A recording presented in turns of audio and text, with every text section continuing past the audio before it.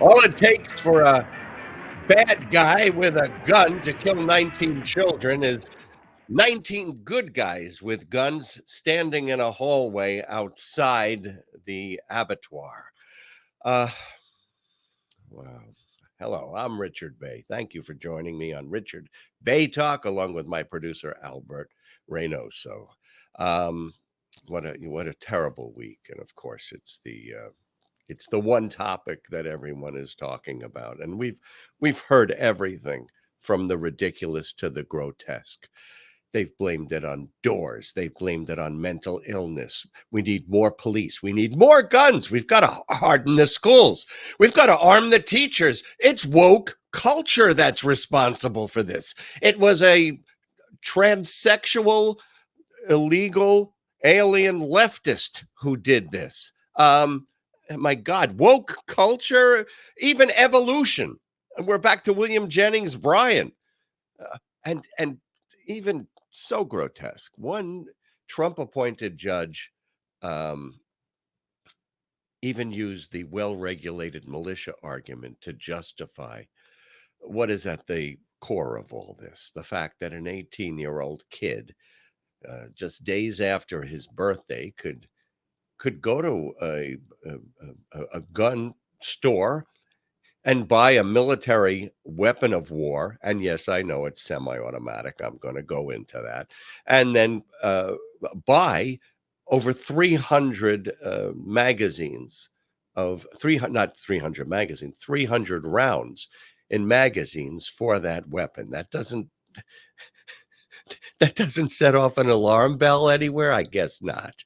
All right. So, I've actually have shot an AR 15 here. Take a look at this. And that's me with one of the magazines, one of the larger magazines. But I don't think that was the 100 round. We did get the 100 round magazine. Usually it's more like a cylinder that you put under the AR. But I'll tell you this, it's incredibly light.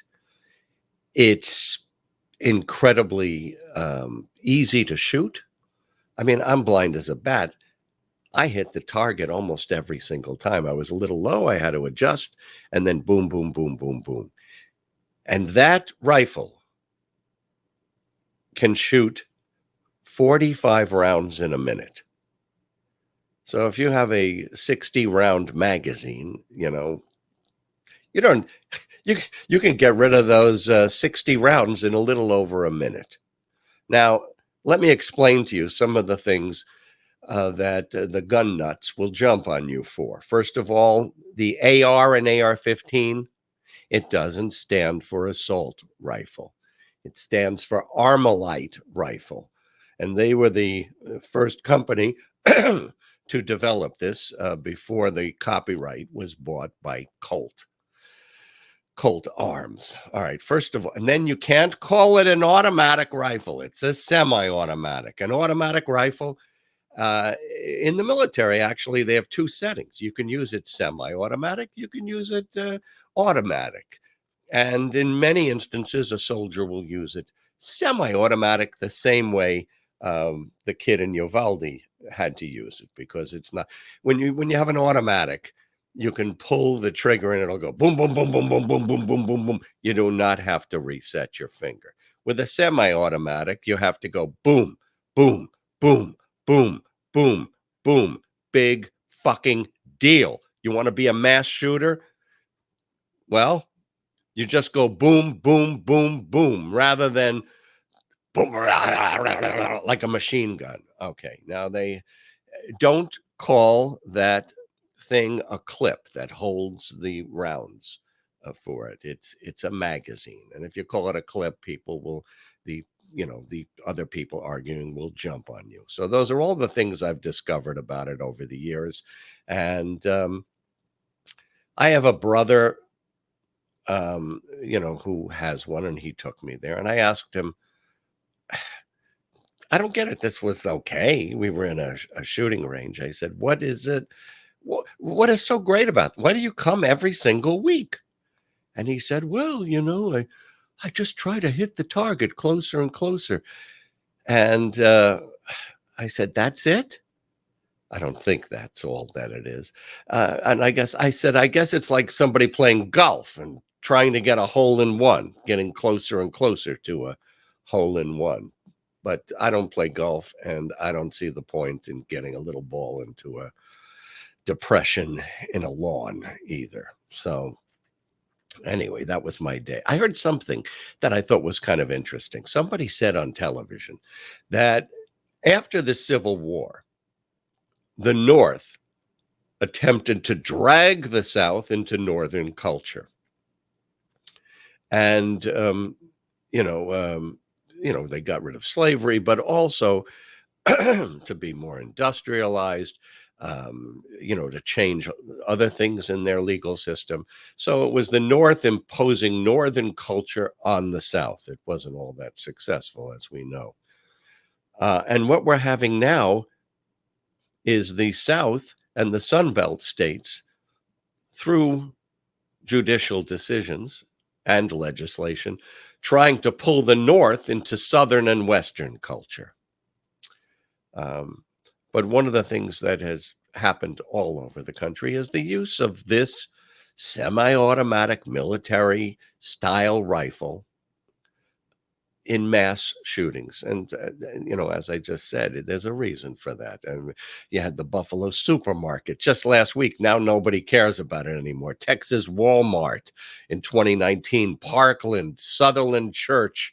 Remember, the guy went into the Vegas. You would think after Vegas, well, we did make bump stocks illegal. That guy shot 58 people. The Tree of Life Synagogue, Sandy Hook. There are over 11 million of these guns owned in the United States. Over 11 million. And in the United States, they estimate there are 400 million guns in a country that has, 335 people. So there's more than one gun for every person here. And there are many, many people who do not have guns. And when people buy guns, they buy 10, 20 of them, sometimes even more, and then take a picture and put it. I mean, what is that about? I think that's a sign of mental illness. Why would you take a picture of yourself with semi-automatic weapons and rifles and guns and pistols all around you?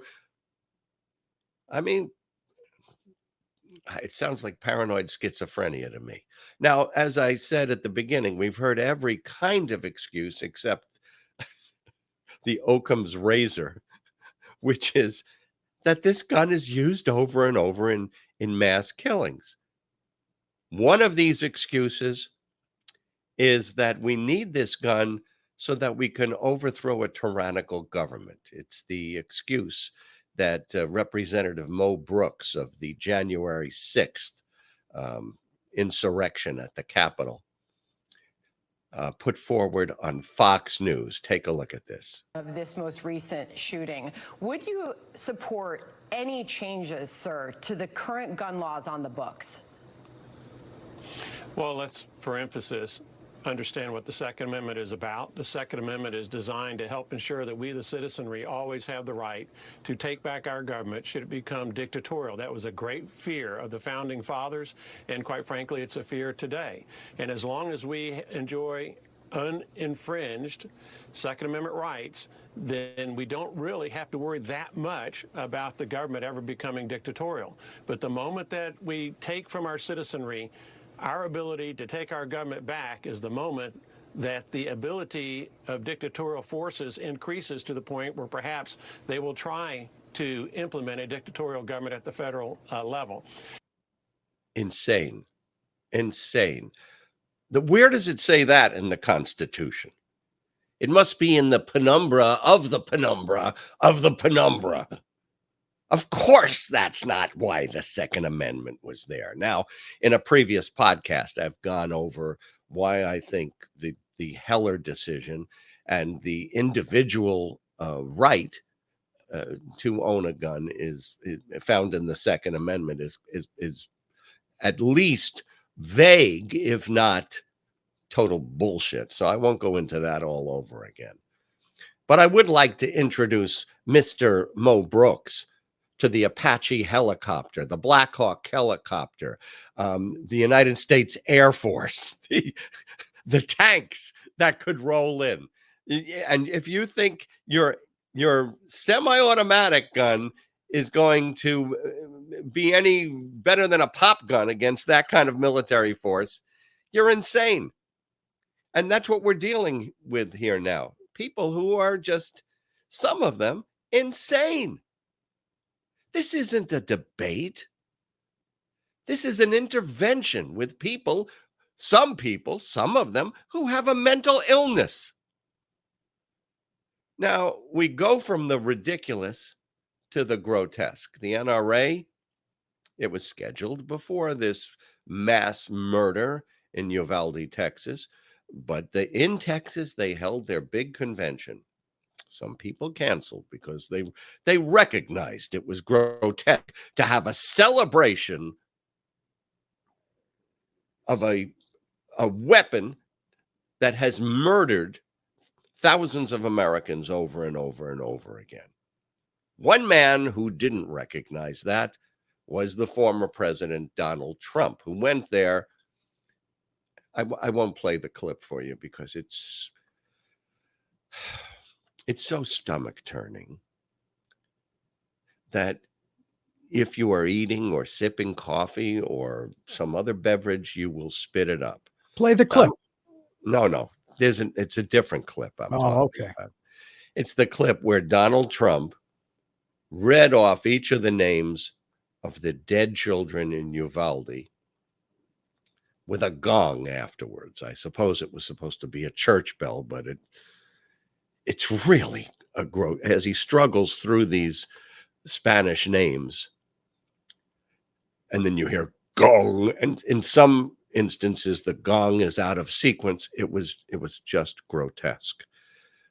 But you go from grotesque to even more absurdly grotesque. When it was all over, Donald Trump at the NRA convention, after solemnly reading the names, or morbidly reading the names of these children murdered in Uvalde, he walked across the podium and began to dance. Here's the clip.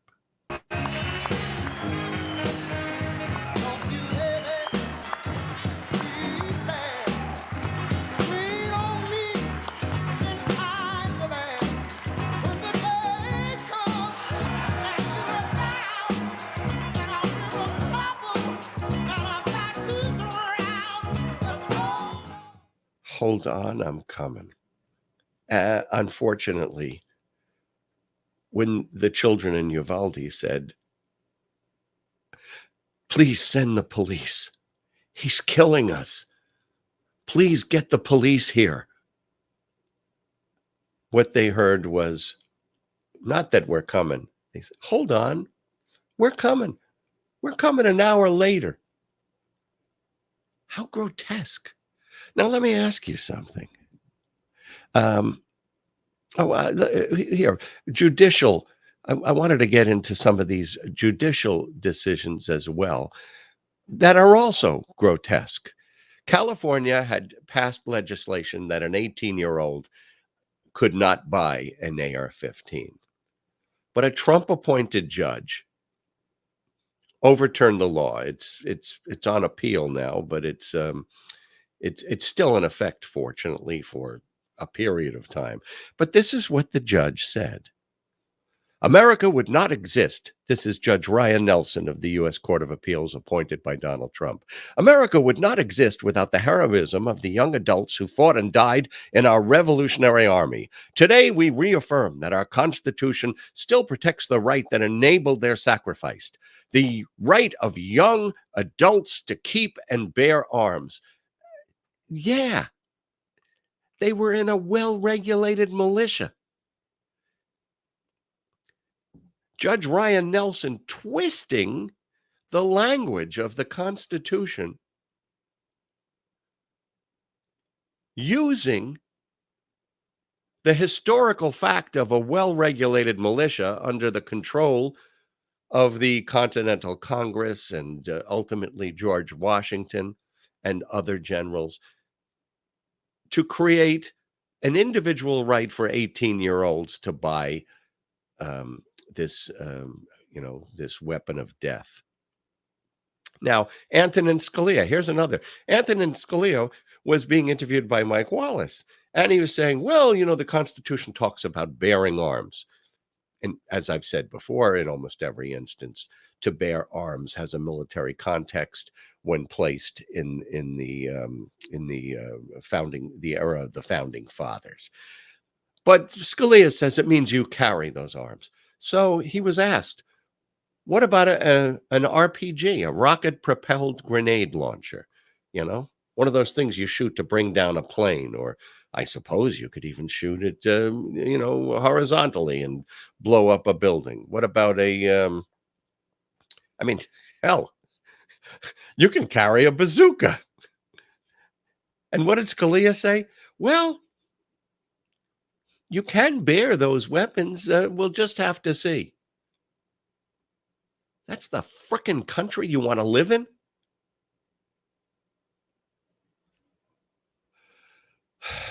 All right, let me ask you this. If you heard somebody write this, would you want them to have an AR-15 or any kind of gun, period? I was so angry that all I could think about was how satisfying it would feel to step out of the car, pull out the gun, slip off the safety, and squeeze the trigger.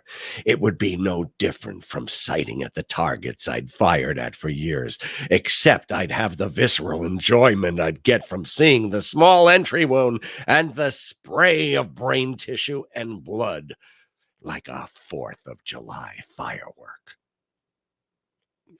You want that guy to have a gun? Beyond that, you want that guy to sit in Congress as a senator? Well, Republicans do. Donald Trump does, because those are the words of a man who has been diagnosed as mentally ill, Herschel Walker. Now, Herschel Walker was asked on Fox News about the killing and about gun control legislation that has been proposed. This is how this mentally ill individual responded. A big primary win there in Georgia. But first, your reaction to the events and the talk about gun control and everything that's unfolded since this horrific event in an elementary school. Cain killed Abel. And that's a problem that we have. And I said, what we need to do is look into how we can stop those things. He talked about doing a disinformation. What about getting a department that can look at young men that's looking at women that's looking at just social media? What about doing that, looking into things like that, and we can stop that way? But yet they want to just continue to talk about taking away your constitutional rights. And I think there's more things we need to look into. That's the Trump-endorsed GOP Senate candidate for Georgia running against, well, you'll remember this from the last campaign, the radical, liberal, socialist, communist, Reverend Warnock. Remember, every time she said his name, she had to pile on 6 pejorative adjectives to describe him. But that man you want to put in the Senate? Oh, Tommy Tuberville must be clicking his heels. He will no longer be the most stupid individual in the United States Senate. I mean, the Republicans, they have, you may not agree with every Democratic senator, and there are some that are more progressive and some that are not, but there are no Democratic senators that are as crazy as that man, or as stupid as Tommy Tuberville, or Rick Scott, or Ron Johnson, who defeated perhaps the most intelligent man in the United States Senate, Russ Feingold. All right, this thing fell out. Let me put it back in. All right, Cain killed Abel, and that's the problem we have. Wow. I mean, he's obviously reacting. There's a meme that a lot of Trump supporters put up on the internet saying Cain killed Abel with a rock, but we didn't ban the rock. But that's not what he said. Cain killed Abel, and that's the problem we have. What about getting a department that can look at young men, that's looking at women, that looking at social media? Wow, that's a solution I don't think anybody else has thought of. All right, so people say, oh, we need this for self-protection. Yeah, listen, self-protection, you do not need a rifle that has a 100-round magazine unless you want to protect yourself from the zombie apocalypse. And on the other hand, I mean, the Supreme Court now is looking at a decision to make even, to expand your right to own a gun without a reason. The only time in my life when I've looked down the barrel of a gun from someone in hostile intent, I talked my way out of it.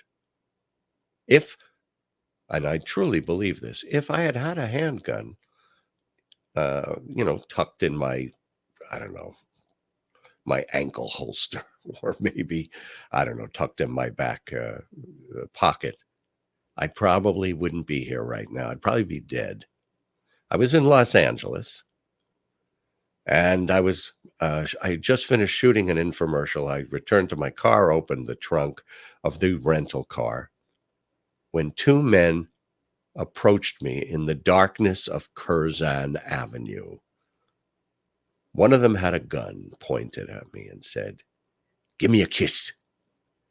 I said, "I don't know what you're talking about, man." He said, "Give me a kiss."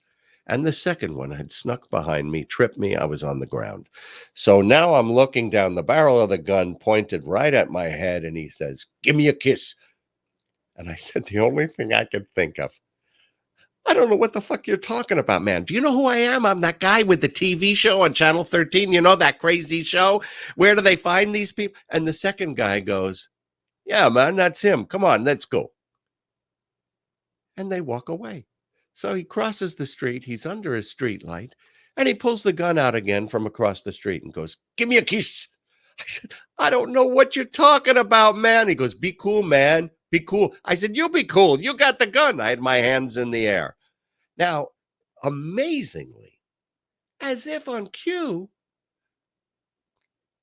LA County sheriffs in their black and white, they come right down Curzon about a minute and a half afterwards. And I run up and I go, "Hey, stop, stop, stop." You know, they look like they were a little afraid as I'm waving my hands in the street, frantic. And I said, "Hey, two guys just tried to hold me up. They have a gun." And the guy and the LA County sheriff sitting in the passenger side. Oh no, he must have been in the he must have been in the driver's side. But he looks at me and he goes, "Hey, aren't you that guy on TV? Where do they find these people?" And I said, "Yeah, I'm him. Let's find these people." So I got into their cruiser.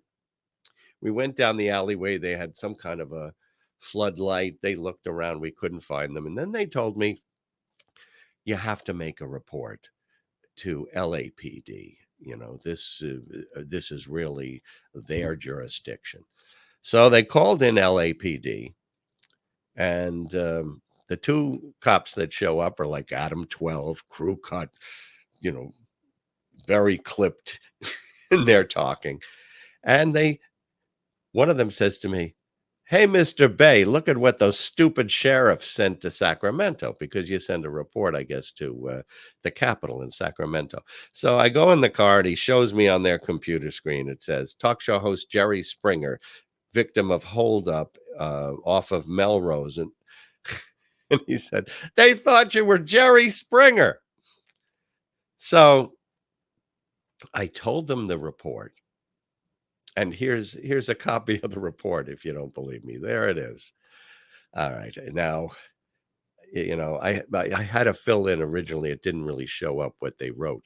But one cop says to the other, "Do you think this could have been the kissing bandit?" And the other cop goes, "I don't know." And they both told me, do you remember that TV show Hunter?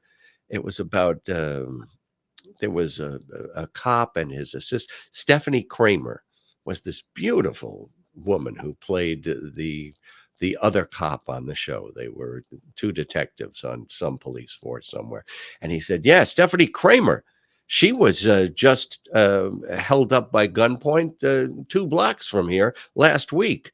And she kept putting her head down because she didn't want them to recognize her because she was afraid they would think she was a real cop and they'd shoot her." So he said, "You told them you were the talk show host. What if they didn't like your show?" But I can tell you this, I talked my way out of it. And if I'd had a gun, I just know instinctually I'm the kind of person that if I had a gun, even if I was in danger, I would be the kind of person that would think twice before pulling the trigger and taking another life. Now, I have someone in my family who is much more instinctual than I. He will punch somebody right in the head and knock them out before they even think of attacking him. And he's strong. He's instinctual. He's the opposite in character from me. I'm more the Hamlet type. Is there any way that I don't have to kill this guy? Is there any way that I won't pull the trigger? I'm going to kill somebody. Am I sure that, he should be dead? I wouldn't make a good soldier. And I'm not the kind of person that would be safer if I owned a gun. Now, soldiers do get training and do carry guns. And this is Memorial Day weekend. And this week we think about those who have served their country and put their lives on the line for liberty and our nation and our democracy. My uncle and my father, you can see that picture now, both dropped out of high school at the age of 17. My father is in the rear. My uncle is in the front. My uncle is older. He dropped out of high school, got my grandmother to sign permission. You needed a permission slip from a parent in order to join up under 18. But not to buy an assault rifle. And then when my father turned 17, he did the same. They both joined the Army Air Corps. And my uncle almost never talked about it until one night we were having a dinner with one of his friends. And his friend was regaling us with this story about how he had flown 25 bombing missions over Europe, and on one of them, shrapnel had exploded, and the pilot got hit in the neck, and he had to land the plane with one arm while he had a tourniquet that he was pressing on the pilot's neck to keep him from bleeding out. And when it was over, I said to my uncle, I said, "Could you believe that? He flew 25 bombing missions." And my uncle, who had never talked about this, said, "I flew 50. And I said, "I thought it was 25 and out." He said, "Yeah, that's what they told us." He was in the disastrous Palasti bombings in Romania, where they lost, 30, 40%, maybe 50% of the bombers that flew in there. It was just a disaster. My uncle was in North Africa, and in the end, he had severe PTSD, although they didn't identify it as such during that war. And my father had a different story. My father went in and they trained him for a war in Europe, and then there was VE Day, and then he had to be retrained to fly a longer range bomber to go bomb Japan. He was on the troop train being shipped to California to take off when Truman dropped the atom bomb.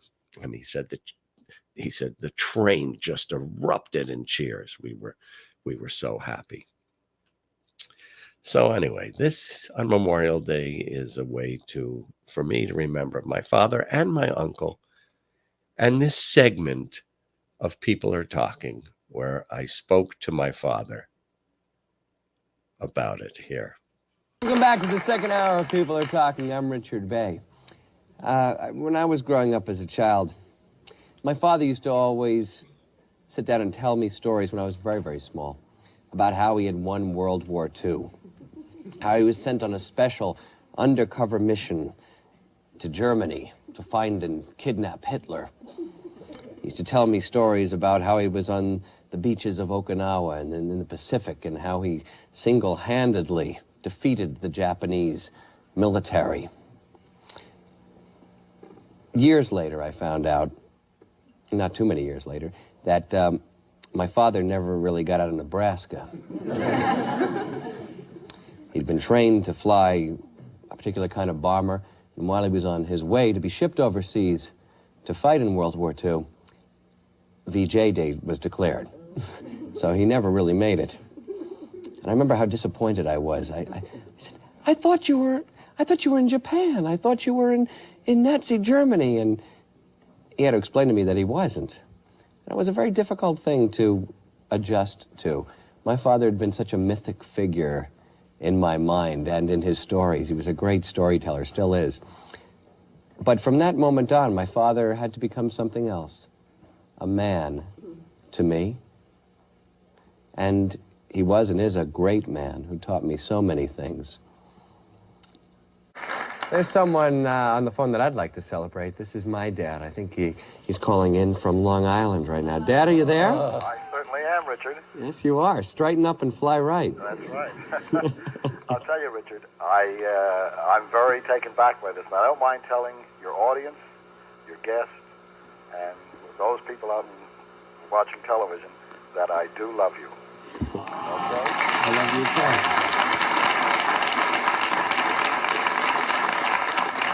I might also say that when I was much younger, and you might call it my salad days, when I was out hustling, trying to make a buck, to keep a family together, sometimes you overlook that fact. You're so busy and you have so many problems and bills and worries and things that we all do overlook it. But since I have learned to say I love you, it really, really has awakened me.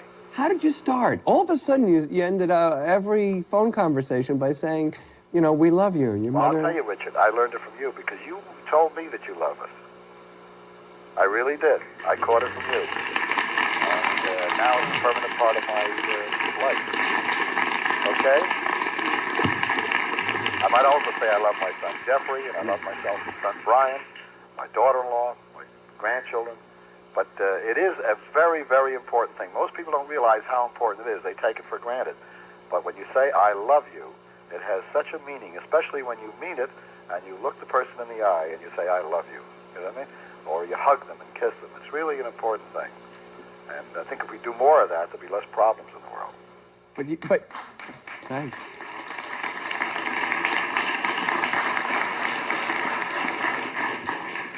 But you didn't really go to Nazi Germany and kidnap Hitler. No. Those are fairy tales.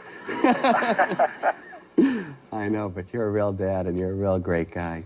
Well, thank you very much, Richard. Thanks. And I'm proud of you, and again, I love you. I love you too. Thanks.